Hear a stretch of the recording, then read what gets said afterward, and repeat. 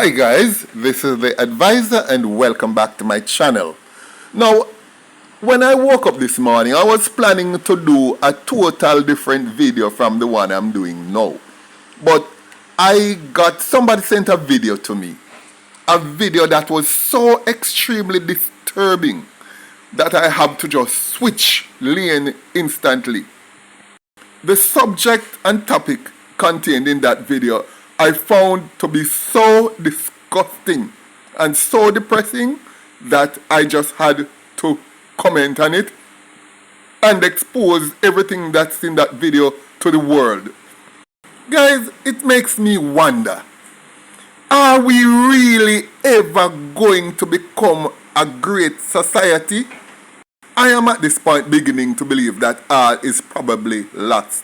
It's like we're hanging on by a thread now, the Jamaican society. And here is one. Can you believe that the executives of a high school in Jamaica actually booked a group of notorious, bloodthirsty gunmen who are known murderers and let them into the school to perform for students? Yes, guys, it happened in Jamaica. The person who sent me the clip said that it happened in 2022. Now, I would like you guys to take a look at the video while I tell you what's really going on. The Montego Bay High School allowed this group of thugs, known notorious thugs, known all over Jamaica, led by a piece of slime called 1214, who is the head of the 1452 gang in Montego Bay. And the school booked them to come in and perform in front of impressionable students. Now, who on earth was out of their cotton-picking mind? Who approved it? And how did it manage to pass through all this supposedly? I suppose there would have been checks and balances to see who get into the school to perform in front of children. And how did a group like this bypass all of that to get to come in front of students and do this? Guys, this had to be deliberate. Nobody can say they didn't know what was happening here. Because 1214 is from Montego Bay. And the school is called St. James High. And this principal has been there for around 18 years now. So, don't tell me he didn't know what was going on. Because this couldn't happen without his either expressed or tacit approval. But to give you an idea of what we're talking about, look at this. Look on them sitting here. Look on them good. Especially the head bloodthirsty one him. 1214. Look how him look. He has all the features of what gunmen look like in Jamaica today. Now, if you look on this creature, it resembles that of virtually every single gunman in Jamaica today. Open any prison lockup, any lockup across the island, in every major town across Jamaica, and open every prison and see if all of them, virtually every single one of those gunmen, don't look like this. Yes, there are certain classic signs that they use to give themselves away at all times.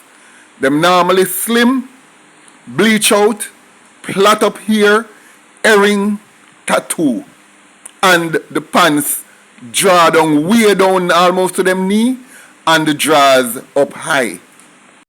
Now, the question me want to ask, and this is a legitimate question. You notice how them always look mager and dry up? You ever notice how them look like duppy and yam with them? Or at least 1,000 hookworm and yam with them? You ever notice how them always look like as if them was premature baby? Like them mother used to snip something and was drug addicts and them just born premature. You notice how them look like them a suffer from Marley gripe and Fluxy complaint? Well, guys, this is what evil does to you. This is what evil will always do to you, because this is how evil looks. Open any lockup today and look if I'm wrong. Look at any one of them who police kill or who them kill them one another and look. If I not saw them look. And you hire a group of that to come into your school, Principal Williams. And would you believe, look at the irony of it. Joseph Williams is principal, and he has been principal there since 2004, right? And it has been said that this, when he came there, it was the worst school in the entire parish of St. James. Most of the criminals across the western end of the country came out of that school. People like, for example, Bigger Crime. Everybody know Bigger Crime, who was second in charge of the Stone Crusher gang. Then there was Garfield Sayers, them call him Dan. And everybody know him, he was from the Fresh Rose gang. And of course, Delano Wilmot, Preke Boy, he was also a student of that school. This is a school where gunmen used to come on the premises, and as a matter of fact, students carry gun and knife and cutlass to school. As a matter of fact, one security guard who was trying to search bags there, he got one of his hands chopped off right at that school. And this principal, he tried to, and I hear that he had some positive effects in turning that school around. In fact, he had reached a point where he became Principal of the Year in 2018-2019. And here's a small clip of him giving his speech as to what he would do if he won the LASCO Principal of the Year. I'm the principal of St. James High School in Montego Bay. I've been there for the last 14 years. I was called to be an educator. I'm named LASCO Principal of the Year. I would want to reach out to a number of my fellow principals, especially those in the schools where there are serious challenges. I would want to work with my colleagues to say, I've been there, I'm in it. So this is how we can approach it to solve the difficulties we have. So, a person who has been there for this length of time would have known right from wrong, would have known to sift through and look at people who he would consider as suspect in terms of the value that they could bring to his school. Him can sit down there and allow things, creatures like these, to come into his school and decimate their evil onto impressionable students. Well, believe me, I can't see how I can forgive anybody for this. What I want, one of the things I want to know too is pertaining to the school board. Did the school board approve of this? Who approved for functions like this? I need to know. I would like to, I'm curious rather. Is there some sort of standards or process or criteria that people coming on school compound to entertain students have to meet? I'm assuming that there has to be. And who bring forth this set of people? And when I call them people, I use that term very loosely. Because as far as I'm concerned, them here are not really human beings as far as I'm concerned. And then look at the school motto. It says, towards better living. What kind of better living can your school inculcate in its students when you have the lowest of the low, the most depraved dregs of society come on your compound with your approval to entertain them? But wait, stop for a minute. Listen to the song. Because of copyright issues, I won't be able to play the song to give you the recording for the song that they were actually singing when the video was taken. But it's a song called Top Street. And just listen to some of the lyrics from this song, right? Listen, I'm going to put it on the screen. Can't fight war, better give up uno gang. One bag of waste dog pan Instagram. The G locker work, And you know that a bomb. Of course, you know G-lock mean Glock, but they say G-lock. Be a long rifle at that keep we strong. Every man pon the top street well ready up. Head splash right off. We no see where jelly go. Of course, that's referred to the man's brain. Splash out. Spray catch a fire, make them dance limbo. Love grab the rifle, no chew me slim so. Man a drop 1-1 like ripe mango. So you see the toxicity within these people is so depraved that these people cannot even sing anything positive. All they can sing about is destruction, total destruction, and they take this into the school. I'll ask again, how did this even reach into the schools? Now, here's another dead giveaway. Just like every one of these depraved, malevolent creatures, him also call himself a recording artist and producer. Him own a record company, Mad Twin Records. They are all the same. Now I wanted to take a look at this picture here. All of these are record producer stroke artists. Look how them look. And all of them are murderers, cold-blooded murderers. And look at this other set. All of these are also cold-blooded murderers. And all of them say them are artists. So you see the link between these so-called artists who all they know to do is come up and talk and claim that they are entertaining a crowd with little talk and have zero creativity. Because their music is only there for one thing, to get them into a frenzy so that they can go out and kill.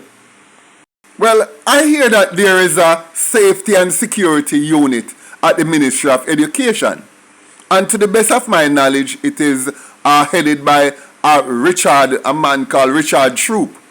Now, Richard Troop, is this anything that you would handle? What are the policies? I would like to ask you.